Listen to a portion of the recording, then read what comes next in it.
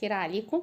شايفين الحاجات الجميلة دي؟ عملناها بسجق الحشوات. يعني ايه سجق الحشوات؟ سجق من غير هنك، من غير ممبار، من غير ما تعملي في كبة ولا خلاط، في توابل بسيطة جدا هتعملي سجق حلو قوي تحشي بيه كل اللي انتوا شايفينه في الصور دي. وهوريكم البدايات منه. سجق خفيف تقدري تتحكمي فيه، تقدري تشيليه كمان وتفرزيه رمضان. نبتدي على طول. ده نص كيلو مفروم.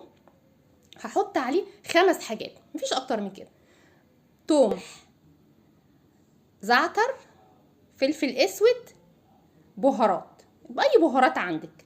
نحطهم ونعجنهم كويس قوي مع بعض ونقلبهم ونبتدي نحطه على النار. زي ما انتوا شايفين انا قلبت فيه كده وبعد كده حطيته على النار.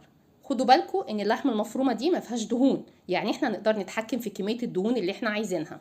هنبتدي نقلب زي ما انتوا شايفين كده. خلاص انا كده عملت السجق. شفتوا سهل وبسيط ازاي؟ انا